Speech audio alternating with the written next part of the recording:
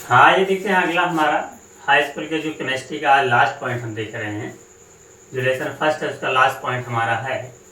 इसमें हमें देखना है ऑक्सीडेशन रिडक्शन, फिर कोरेजन और रेंसिडिटी।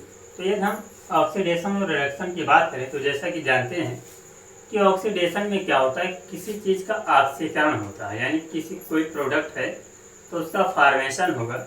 और रिडक्शन में क्या होता है कि वो रिड्यूस हो जाता है, यानी कि उस प्रोडक्ट में कमी आ जाती है। ठीक है, तो जैसा कि ऑक्सीडेशन में देखा जाए, एग्जाम्पल लें कि कॉपर ऑक्साइड प्लस हाइड्रोजन को जब इसका रिएक्शन करवाया गया तो ये बना कॉपर प्लस वाटर में। तो यहाँ पर हम देख रहे हैं जो हमारा कॉपर ऑक्साइड था ये कॉपर में कन्वर्ट हो गया, यानी कि कॉपर ऑक्साइड जो रिड्यूस होकर के कॉपर में कन्वर्ट हुआ, अर्थात इसका अर्थ ये है कि ये हुआ रिडक्शन, ये हो गया रिडक्शन। लेकिन यहीं पर देखते हैं कि हाइड्रोजन जो है वो कन्वर्ट हो गया H2O यानी कि वाटर में। तो यहाँ पर हम देख रहे हैं कि प्रोडक्ट का फॉर्मेशन हो रहा है, इसलिए इसे हम कहेंगे ऑक्सीडेशन।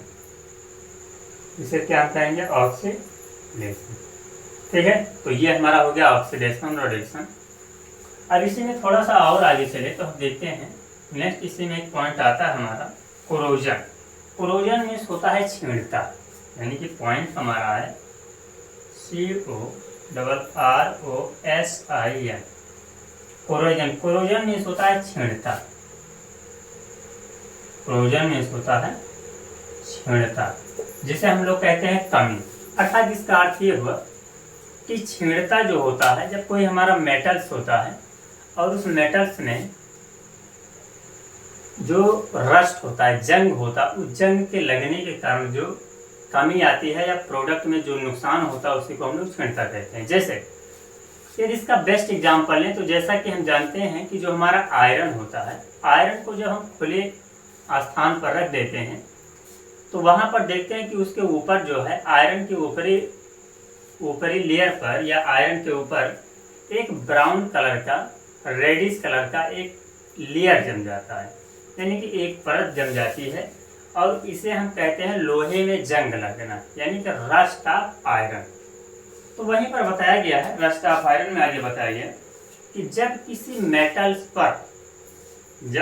मेटल पर या मेटल के चारों ओर मॉइस्चर या उसके ऊपर एसिड का अटैक हो तो उसे हम लोग कहते हैं कोरोजन। ठीक है, यानी कि इसमें छेड़ता बताया गया। फिर बताया गया कि कोरोजन मीन्स होता है कि damage of car body, railways, जो हमारी पटरियाँ होती हैं, उसके बाद में ब्रिज होते हैं, शिप होते हैं, और ऐसे ऑल ऑब्जेक्ट होते हैं जो कोरोजन के कारण धीरे धीरे छीण होते जाते हैं, यानी कि उनका नुकसान होता जाता है। और मोस्टली कुछ मेटल्स होते हैं, जिसमें मेटल्स में देखा जाए तो सबसे मेन मेटल्स हमारा है आयरन, क्योंकि आयरन क्या होता है, जब बाहर पड़ा रहता है तो आयरन जो है वो मॉइस्चर के संपर्क में आने पर इसके ऊपर जो है एक पतली सी जो लेयर होती है, परत बन जाती है, और धीरे धीरे वही आयरन को क्या करते हैं, छीण कर देती है या नष्ट कर देती है। इसलिए बताया गया कि हमारी सरकार के द्वारा या भारत सरकार के द्वारा जो इसे रिप्लेसमेंट किया जाता है, इन मेटल्स को, मोस्टली आयरन को रिप्लेसमेंट करने के लिए उसे हर साल बहुत ज़्यादा पेमेंट का इन्वेस्टमेंट करना पड़ता है। इसलिए बताया गया कि corrosion of iron is serious problem. ठीक है, जो कि ये क्या है, एक बहुत महत्वपूर्ण क्या है, परेशानी। ठीक है, तो वहीं यहाँ पर देखा गया है कोरोजन। अब ये किसी कोरोजन से हम लोग बचना चाहते हैं तो जैसा कि हम लोग जानते हैं मोस्टली कि मान लिया किसी कोई आयरन है और इस आयरन को हमें कोरोजन या छेड़ता से बचाना है, तो क्या करेंगे, इस आयरन के ऊपर हम पेंट करेंगे, चाहे ब्लैक पेंट हो या मोस्टली आयरन के ऊपर हम लोग वाइट पेंट करते हैं। ठीक है, ऐसे ही आयरन को या अन्य मेटल्स को बचाने के कुछ उपाय हैं। ठीक है, अब इसके बाद में इसमें एक टॉपिक और आता है जिसका नाम है रेंसिडिटी। नेक्स्ट इसमें हम देखते हैं रेंसिडिटी। रैंसिडिटी मीन्स सिर्फ इसमें समझना है, ठीक है। रैंसिडिटी मीन्स होता है बासीपन, रैंसिडिटी मीन्स होता है बासीपन या विकृत गंधता, विकृत गंधिता। अर्थात इसका अर्थ ये हुआ कि रैंसिडिटी मीन्स बासीपन या विकृत गंधता का मतलब हुआ कि जैसे कि हम लोग देखते हैं प्रेजेंट टाइम में कि कोई ऑयल्स है या कोई फैट है, और वो ऑयल या फैट क्या होता है, कुछ समय के बाद में धीरे धीरे उसमें चेंजिंग आने लगता है, यानी कि वो ऑक्सीडाइज हो जाता है। और उसमें जब चेंजिंग आने के कारण उसमें ऐसी स्मेल आने लगती है कि जिससे यदि उसको हम खाना चाहें या मोस्टली यूज करना चाहें तो वो हमारे बॉडी के लिए हार्मफुल होता है, ठीक है ना। तो वही बताया गया कि यदि किसी प्रोडक्ट को आप लंबे समय तक रखे रहें और रखे रहने के बाद में यदि वो खाने लायक ना हो या ख़राब हो जाए, तो इस प्रोसेस को हम लोग कहते हैं बासीपन या रैंसिडिटी।